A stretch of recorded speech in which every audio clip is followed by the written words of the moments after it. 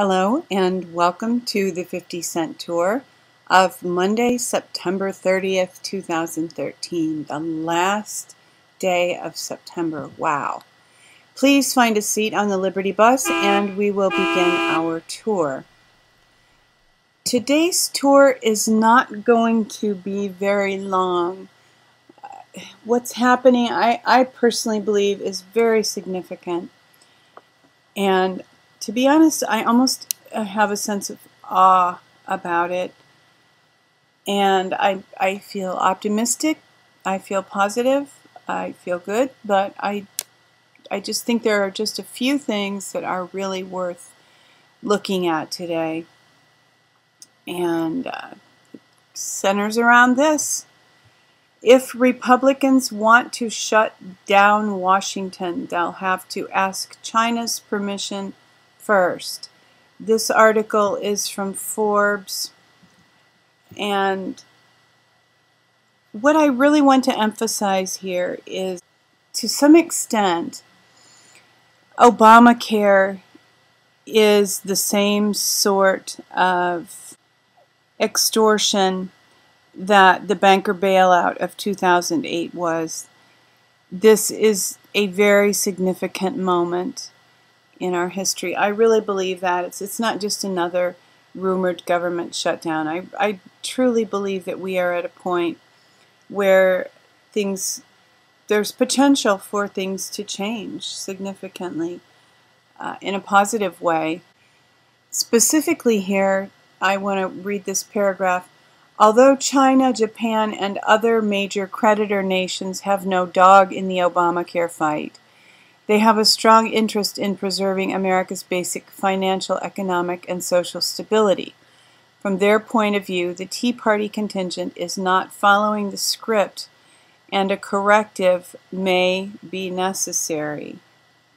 If the creditor nations were to sell just a small proportion of their American assets, they could send Wall Street into a tailspin with unpleasant implications for the net worth of many Republicans. Now, this is Forbes magazine, so this isn't the deep dirt here. This is how they're trying to manipulate Republicans, to make Republicans afraid, so that Republicans want Obamacare. Oddly enough, I mean, nobody wants Obamacare, but they want people to feel threatened, same as the banker bailout. And I was listening to Alex Jones this morning. His take on this is that since the banker bailout, people aren't going to be willing to surrender money directly to the banks, but that the insurance companies are owned by the banks, and that the insurance companies are going to be able to harvest more American wealth through Obamacare. This will also re-enable the pharmaceutical, the PIC, the pharmaceutical industrial complex. This is just the whole thing is a huge money funnel for the bankers, the globalists, the cabal, whatever you want to call them. What is the alternative? Well, one alternative is certainly, not just one alternative, but the extreme alternative.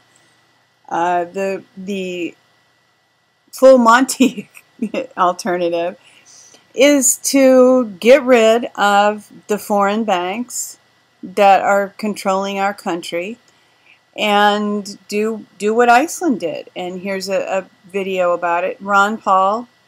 Iceland dismantles corrupt government, then arrests all Rothschild, and I think it says Rothschild agents. So this is an option that is open to us, but we are, all of us, going to have to join together and ask for it. And we can be free of the bankers. Our Constitution provides for our Congress to create currency. We never needed the Federal Reserve. It was always a trick. It was always something that they put over on us so the bankers could siphon American wealth, American energy, American ingenuity, all into their pockets and their coffers. So this feels like a moment in time when it's possible that we really could be set free, as Iceland was, if we ask for it. The Bible says you have not because you ask not. And we need to ask. We need to say we don't want banker control anymore. We want our constitutional republic. We don't need the Federal Reserve. We can do this on our own. Creditors, bye-bye.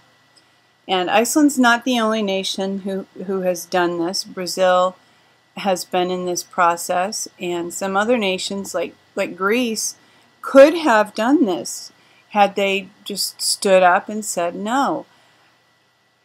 This is America. We're used to saying no, right? Can we just say no to the bankers? Kick them out. Get rid of the banks.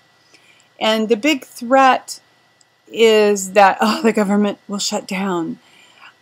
This is from U.S. News on NBCnews.com. And a government shutdown, what could it look like? Now, this website has this little video, which just really has a propaganda vibe. I watched the video, but you certainly don't need to, and I don't recommend it because that is not where the information is. What could a government look like? What could a government shutdown look like? If you scroll down, here's how things specifically would be affected. Air traffic controllers would likely remain on the job. There might be some delays. International travel. This goes through all the specifics of what a shutdown would really look like, what would be affected, what would not be affected. I just want to emphasize this one. Benefit payments, Social Security and Medicare benefits would keep coming, but there could be delays in processing new disability applications. Unemployment benefits would still go out. Federal courts would continue operating. Mail deliveries would continue. All national parks would likely be closed, as would the Smithsonian museums. Can we live without those for a few, however long it takes to have our republic reinstituted and get things going again? I think we probably could.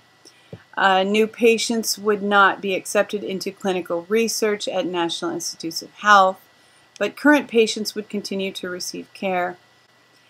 And this goes through some other categories.